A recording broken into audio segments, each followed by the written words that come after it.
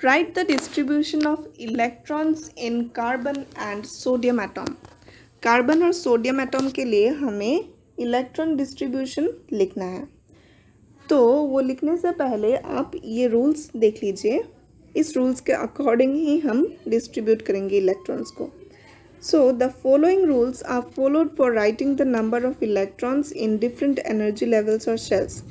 पहला रूल है the maximum number of electrons present in a shell is given by the formula twice n square, where n is the orbit number or energy level index 1 to 3. Hence the maximum number of electrons in different shells are as follows. तो जो maximum number of electrons present होंगे एक shell में वो हम किस formula से calculate करते हैं, ट्वाइस एन स्क्वायर। तो अब देखिए फर्स्ट ऑर्बिट जो है उसे हम के शेल के नाम से भी जानते हैं। तो के शेल में ट्वाइस एन के जगह में हम 1 लिखेंगे। सो 2 इंटू 1 स्क्वायर। 1 हमने क्यों लिखा है, क्योंकि ये हमारा फर्स्ट ऑर्बिट है। सेकेंड ऑर्बिट और एल शेल के लिए हमने 2 इंटू 2 स्क्वायर किया तो हमें 8 मिला। Third orbiter M shell 18, fourth orbiter N shell के लिए 32। तो यानी कि के शेल में मैक्सिमम 2 इलेक्ट्रॉन्स फिल हो सकते हैं, एल शेल में मैक्सिमम 8 इलेक्ट्रॉन्स फिल हो सकते हैं, एम शेल में मैक्सिमम 18 एंड एन शेल में मैक्सिमम 32 एंड सो ऑन, ऐसे ही कंटिन्यू होते रहेंगे। Second point, the maximum number of electrons that can be accommodated in the outer most orbit is 8। यानी कि कोई भी एटॉम का जो आउटर मोस्ट ऑर्बिट होगा उसमें मैक्सिमम नंबर ऑफ इलेक्ट्रॉन्स 8 ही हो सकते हैं। आउटर मोस्ट ऑर्बिट में 18 भी नहीं हो सकते, 32 भी नहीं हो सकते, ठीक है। तो अगर आउटर मोस्ट ऑर्बिट का आपको कैलकुलेट करना हो तो उसमें आप कोई ध्यान रखिएगा कि वो 8 से एक्सीड नहीं कर सकता। थर्ड पॉइंट है electrons are not accommodated in a given shell unless the inner shells are filled, that is the cells are filled in a stepwise manner। यानी कि अंदर के शेल्स को आप फिल किए बिना बाहर के शेल्स को फिल नहीं कर सकते। तो यानी कि पहले आपको के शेल फिल करना पड़ेगा, फिर L, then M, then N, इस ऑर्डर में आपको प्रोसीड करना पड़ेगा। आप के शेल को फिल अप किए बिना एल या फिर एम शेल को फिल नहीं कर सकते, ठीक है।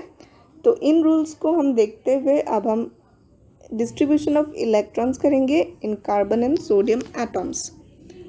तो चलिए देखते हैं। द एटॉमिक नंबर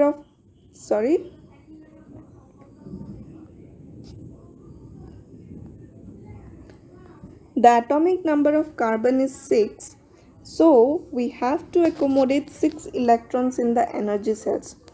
तो हमें पता है कि एटॉमिक नंबर जो होगा वो equal to number of protons and equal to number of neutrons होगा एटॉम के लिए, राइट। तो हमें कार्बन का एटॉमिक नंबर मालूम है 6, यानी कि उसमें 6 इलेक्ट्रॉन्स हैं।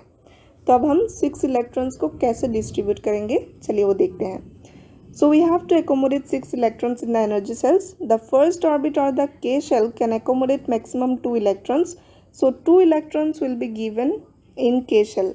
यानी कि हमने ऊपर कैलकुलेट किया था कि के शेल जो है वो मैक्सिमम 2 इलेक्ट्रॉन्स एकोमोडेट कर सकते हैं। तो 2 इलेक्ट्रॉन्स हम के शेल को दे देंगे।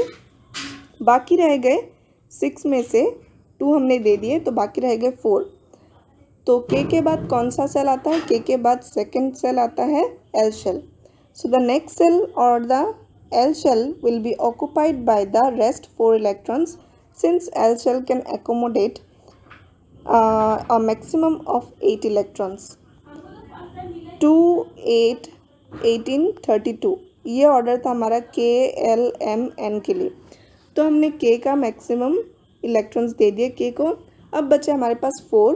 तो हम जानते हैं कि एल शेल में मैक्सिमम 8 इलेक्ट्रॉन्स हम दे सकते हैं। तो हमारे पास अगर 4 है हम तो चारों इलेक्ट्रॉन्स जो है वो हम एल शेल को दे सकते हैं। तो हमारा जो डिस्ट्रीब्यूशन होगा वो होगा के में 2 और एल में 4। सेकेंड हम सोडियम के लिए करेंगे। The atomic number of sodium is 11। तो अगर एटॉमिक नंबर सोडियम का 11 है तो उसमें प्रोटॉन्स भी 11 है और इलेक्ट्रॉन्स भी 11 है। तो अब हम 11 इलेक्ट्रॉन्स को डिस्ट्रीब्यूट करेंगे इन के, एल, एम, एन, एन। तो देखिए We have to distribute 11 electrons in different energy cells. Since K shell can accommodate maximum 2 electrons, K shell will be occupied by 2 electrons. तो K shell में maximum हम 2 ही दे सकते हैं, तो इसलिए हम पहले K shell में 2 electrons fill कर देंगे.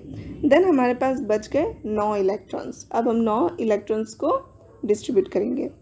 L shell will be occupied by 8 electrons. तो हमें पता है कि सेकेंड या फिर L shell में भी मैक्सिमम 8 इलेक्ट्रॉन्स ही दे सकते हैं. तो हम जो 9 में से 8 बच गए, 8 इलेक्ट्रॉन्स को हम L shell में दे देंगे, बच गए 1 इलेक्ट्रॉन. तो लास्ट शेल M shell में हम 1 इलेक्ट्रॉन दे देंगे क्योंकि हमारे पास 1 इलेक्ट्रॉन बच गया था और M shell में मैक्सिमम 18 इलेक्ट्रॉन्स ऑक्यूपाई हो सकते हैं, तो इसीलिए हम 1 इलेक्ट्रॉन इसमें पुट कर सकते हैं. तो जो हमारा इलेक्ट्रॉनिक डिस्ट्रीब्यूशन होगा वो होगा K2L8 and M is equal to 1. Okay, तो आपको ये ऑर्डर याद रखना है. K में 2 हम मैक्सिमम दे सकते हैं, L में 8, M में 18 और N में 32. तो इस हिसाब से आप कितने इलेक्ट्रॉन्स कौन से शेल में फिल कर सकते हैं, इस हिसाब से आप कैलकुलेट कर लीजिएगा. ठीक है, अब हम देखते हैं नेक्स्ट स्लाइड.